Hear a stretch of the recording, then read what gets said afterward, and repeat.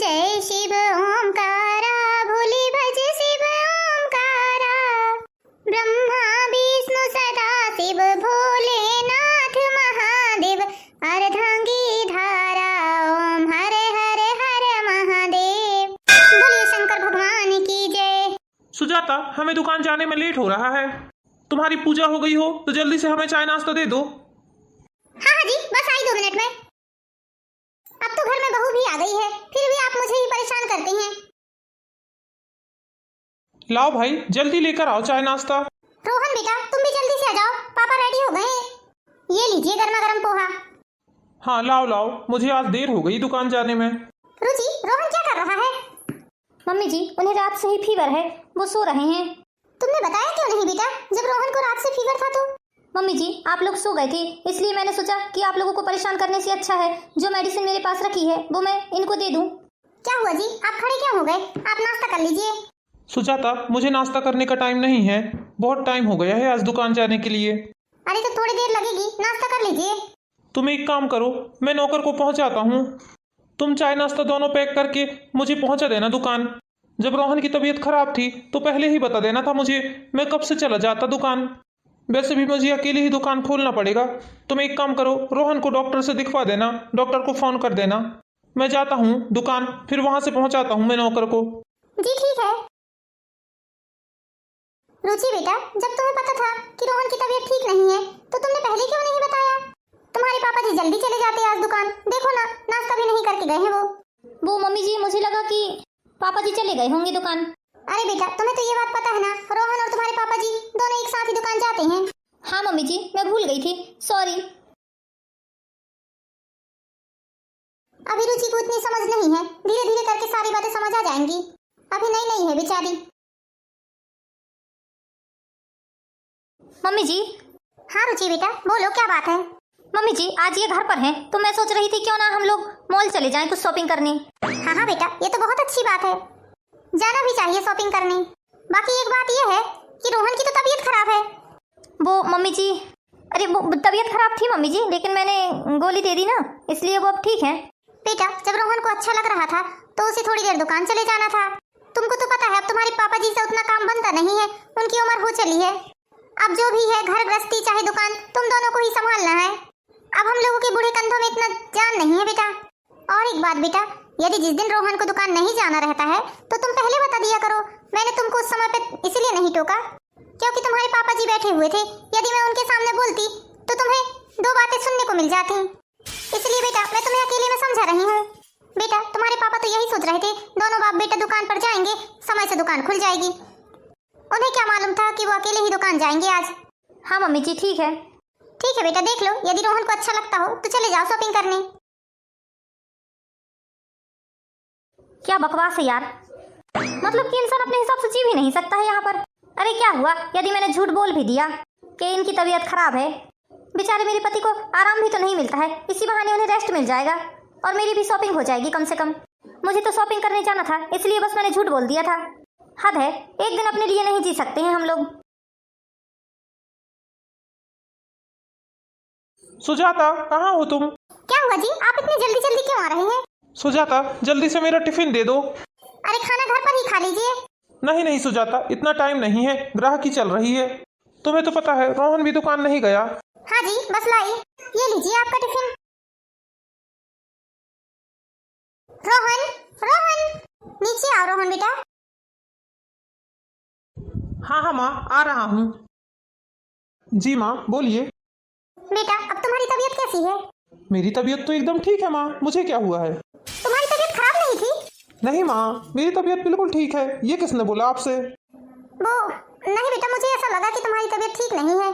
तुम आज दुकान नहीं गए ना पापा के साथ, इसीलिए। माँ, आज पता नहीं क्यों मेरी आँख ही नहीं खुली, रुचि ने भी नहीं उठाया मुझे आज। मैं बस दुकान ही जाने के लिए तैयार हुआ था, आज पापा अकेले पड़ गए दुकान में। हाँ बेटा, पापा तो हैं दुकान में अकेले, लेकिन तुम पहले एक काम करो, बहू को आज शॉपिंग कराने ले चलो। लेकिन माँ, मुझे दुकान जाना है। बेटा, शॉपिंग करने में 1 घंटा लगेगा तुम्हें मुश्किल से। पहले बहू को शॉपिंग करा के ले आओ, फिर दुकान चले जाना। ठीक है माँ। माँ, हम आते हैं अभी शॉपिंग से। ठीक है बेटा, जाओ जल्दी आओ। बहू ने इस तरह से झूठ क्यों बोला आज कि रौनक की तबीयत खराब है? आखिर चाह क्या रही है बहू? आज तक हमने तो उसे किसी चीज के लिए रोका टोकी नहीं किया है। अगर ये बात रौनक को पता चलती तो उसे कितना बेकार लगता और फिर वो बहू को डांटता, और ये बात मुझे बिल्कुल भी पसंद नहीं है। शांति, इधर आओ। शांति, तुमने पर्दे क्यों चेंज कर दिए? मैंने तुमसे मना किया था ना, अभी दिवाली में ही तो पर्दे लगे हैं। अम्मा जी, भाभी जी ने बोला था पर्दे चेंज करने के लिए। मैंने उनसे बताया अभी कि अम्मा जी ने मना किया है पर्दे बदलने के लिए, क्योंकि अभी 2 दिन पहले ही पर्दे चेंज हुए हैं। तो फिर उन्होंने बोला कि इस घर की मालकिन अब मैं हूँ और मेरी चलेगी, इसलिए उन्होंने बोला जो मैं बोलूँगी वही काम करना तुम बस। नहीं शांति, तुम्हें सुनने में जरूर कोई कंफ्यूजन हुआ होगा। बहू ऐसा नहीं बोल सकती। अम्मा जी मैं सच बोल रही हूँ, भाभी जी ने ऐसा ही बोला था, मैं झूठ क्यों बोलूँगी? मेरा क्या फ़ायदा है, आप ही बताइए। आप मेरी मालकिन हो और मैं ठहरी एक नौकरानी, मेरी भला इतनी मजाल कहाँ कि मैं झूठ बोल सकूँ आपसे। चलो ठीक है, बहू को पसंद नहीं रहे होंगे पर्दे, इसलिए बहू ने सारे पर्दे चेंज करवा दिए। ठीक है, जाओ तुम काम कर लो अपना। जी अम्मा जी। अम्मा जी, खाने में क्या बनाना है आज? अरे शांति, तुम्हें तो पता है मैंने ये सारी बागडोर बहू के हाथों में सौंप दी है, अब वही बताती है ना तुम्हें तो क्या बनाना है क्या नहीं। अरे अम्मा जी, भाभी जी नहीं है तो क्या बनाऊँ? तुम्हें जो भी अच्छा लगता हो तो बना लो। जी अम्मा जी। ये बहू ऐसा क्यों कर रही है? इसे किस चीज की रोक टोक है घर पर? मैंने और रौनक के पापा ने कितने प्यार से इस घर को बनाया है। इस घर में ईंट पत्थर से ज्यादा हम लोगों की भावनाएं जुड़ी हुई हैं। इस तरह से बिखरने नहीं दे सकती मैं अपने घर को। बहू की हरकतें देखकर तो ऐसा लग रहा है जैसे कि वो हमारे घर में थोड़े दिन बाद ही कलेश खड़ा कर देगी। मुझे बिना किसी से बात किए हुए बहू को समझाना ही पड़ेगा। रुचि, ये लो सामान, अब मैं दुकान जाता हूँ जल्दी से। पापा अकेले पड़ जाते हैं मेरे बिना। हाँ हाँ ठीक है, चले जाओ। रुचि बेटा, तुम आ गई मार्केट से? हाँ मम्मी जी। बेटा तुमसे कुछ बात करनी थी मुझे। हाँ हाँ बोलिए मम्मी जी। बेटा तुम ये बताओ, रौनक की तो तबीयत ठीक थी ना? फिर तुमने झूठ क्यों बोला मुझसे? तुम यदि बिना झूठ बोले भी ये बोलती कि तुम्हें मार्केट जाना है खरीदी करने तो तुम्हें कोई मना नहीं करता बेटा। तुम्हें आज तक हमने किसी चीज के लिए रोका टोका है क्या? ये बताओ। तुम्हारी खुशी जिसमें है तुम वो काम करो। हम तो बिल्कुल नहीं चाहते कि तुम उदास रहो या किसी भी प्रकार से दुखी हो। मम्मी जी, आप तो मुझ पर ऐसे गर्म हो रही हैं जैसे मानो मैंने बहुत बड़ा गुनाह कर दिया हो। वो पहले आपके बेटे थे लेकिन अब मेरे पति हैं, इसलिए अब वही करेंगे वो जो मैं चाहूंगी। सारा मूड ही खराब कर दिया मम्मी जी आपने मेरा। हे भगवान, ये बहू को मैंने क्या बोल दिया है? मैं तो इतने प्यार से बात कर रही थी और ये देखो तो मेरे ऊपर चढ़ाई ही करने लगी। शायद आजकल के बच्चे ऐसे ही होते हैं। मैं तो समझा रही थी इसे, अब क्या ही समझाऊं। इसे तो मेरी कही हुई बात इतनी बुरी लगी कि ये सीधे अपने कमरे में निकल गई। भाभी जी, आज खाने में क्या बनाना है? छोले बना लो और पनीर रखा है, पनीर बना लो ग्रेवी वाला, और साथ में तड़के वाली दाल भी बना लेना। ठीक है भाभी जी। और ये देखो नया माइक्रोवेव लाया है मैंने। लेकिन क्यों लाया भाभी आपने? क्यों लाया का मतलब क्या है तुम्हारा शांति? मुझे पसंद आया इसलिए मैंने ला लिया। नहीं नहीं भाभी, मेरा कहने का मतलब वो नहीं था। अभी जो पुराना माइक्रोवेव था वो बहुत ही अच्छी कंडीशन में था। अरे मेरा मूड हुआ बदलने का, इसलिए मैंने बदल दिया और नया ला लिया। भाभी, क्या अम्मा जी को पता है? हर बात में क्या अम्मा जी लगा के रखे हो तुम? मैंने तुमसे कितनी बार बोला है शांति, मैं इस घर की बहू हूँ और इस घर में वही होगा अब जो मैं चाहूंगी। शांति। जी अम्मा जी। आज खाने में क्या बना रही हो? छोले बना रही हूँ माँ जी, और पनीर की ग्रेवी वाली सब्जी और दाल। बेटा एक काम करना, तुम्हारे बाबूजी का स्वास्थ्य कुछ ठीक नहीं है, इसलिए उन्होंने फोन करके बताया है मुझे कि डॉक्टर ने उन्हें खिचड़ी खाने के लिए बोला है। तुम थोड़ी सी खिचड़ी बना दो। हाँ हाँ अम्मा जी, क्यों नहीं, बस अभी बना देती हूँ मैं। क्या हुआ शांति, बन गया क्या तुम्हारा खाना? अभी कहाँ बन जाएगा भाभी, थोड़ा टाइम लगेगा। वैसे मम्मी जी क्यों आई थी? उन्होंने बोला है बाबूजी का स्वास्थ्य ठीक नहीं है, इसलिए उनके लिए खिचड़ी बना देना। अरे खिचड़ी बनाने की जरूरत ही क्या है? तुम खिचड़ी बिचड़ी मत बनाओ, तुम तो जो बताया है मैंने वही खाना बनाओ। लेकिन भाभी जी, अम्मा जी नाराज होंगी। वो सब मैं देख लूंगी, तुम अपना काम करो। हे भगवान, अब क्या अम्मा जी और बाबूजी अपने मनपसंद का कुछ खा भी नहीं सकते इस घर में? भाभी के रंग ढंग तो बदलते ही जा रहे हैं। शांति, शांति बेटा। जी अम्मा जी। बन गया क्या खाना? तुम्हारे बाबूजी आते ही होंगे। हाँ हाँ अम्मा जी, बन गया। खिचड़ी बनाया है ना तुमने बाबूजी के लिए?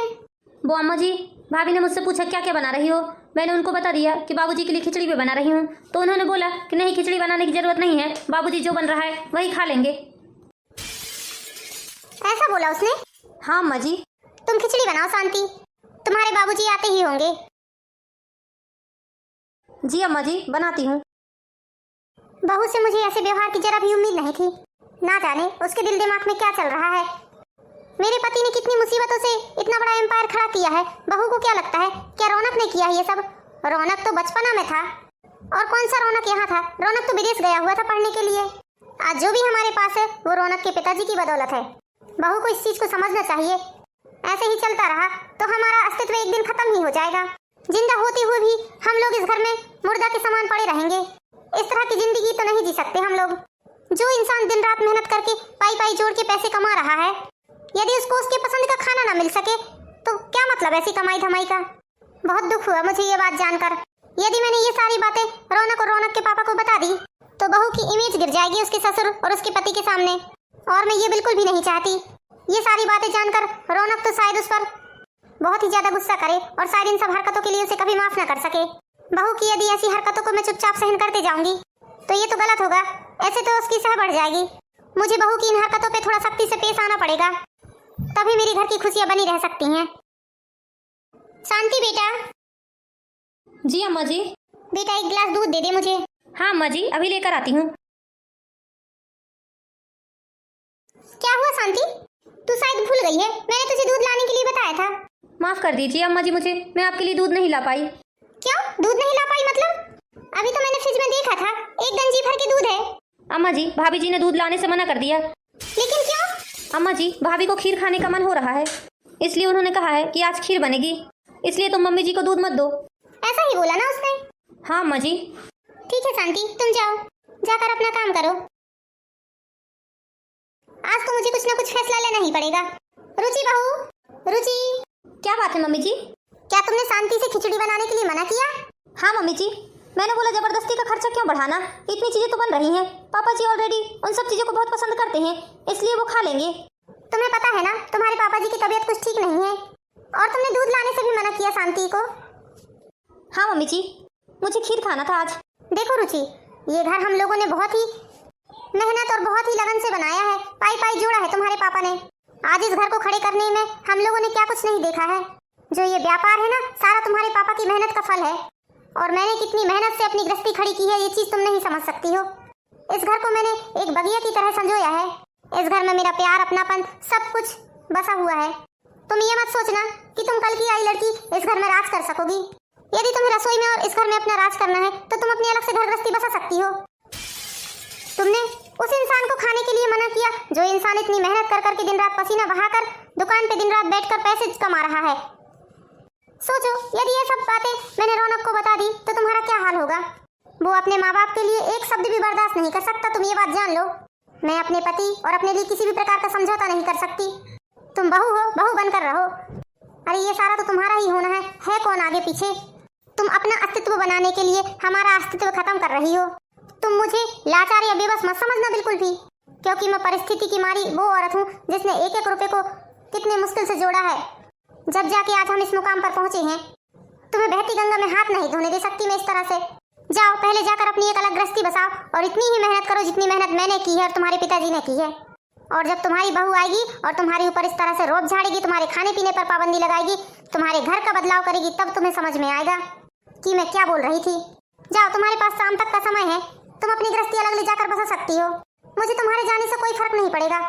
जाओ, क्योंकि मैं तुम्हारे पापा जी और रौनक के सामने ये सारी बातें बोलकर तुम्हें नीचा नहीं दिखाना चाहती। मैं तुम्हें इतने दिनों से देख रही थी, लेकिन तुम सुधरने का नाम ही नहीं ले रही हो। क्या हुआ सुजाता, बड़े शांत शांत से खड़े हो तुम लोग? कुछ नहीं जी, बस आप ही का इंतजार कर रहे थे। तुम्हारे पापा जी के लिए खाना लगाओ डाइनिंग टेबल पर। मैंने खिचड़ी बोला था ना बनाने के लिए। हाँ हाँ, हमारी बहू ने बनवा दी है खिचड़ी। जाओ बेटा, खड़ी क्यों हो? हाँ जी मम्मी जी। लगता है मम्मी जी का गुस्सा शांत हो गया, इसलिए तो वह मुझसे अच्छे से बात कर रही थी। जाकर मैं अपनी गलती की माफी मांग लेती हूँ मम्मी जी से। रुचि बेटा, कहीं तुम ये तो नहीं समझ रही हो कि मैंने तुमसे अच्छे से बात कर ली, इसका मतलब ये है कि मैंने तुम्हें माफ कर दिया। तुम गलत सोच रही हो, मेरा फैसला तो अभी भी वही है। यदि तुम ये सोच रही हो कि तुम्हारे आते ही इस घर में तुम्हारा चालो चलता हो जाएगा तो तुम बिल्कुल गलत सोच रही हो।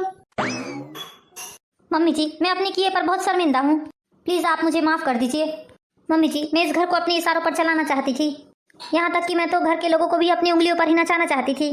मैं ये चीज भूल गई थी, अपना घर गृहस्थी बनाने के लिए एक एक प्यार की ईंट जोड़ना पड़ता है। इस तरह की घटिया हरकतों से परिवार नहीं बन सकता। मम्मी जी प्लीज़ मुझे माफ़ कर दीजिए, आज के बाद मुझसे ऐसी कोई भी गलती नहीं होगी।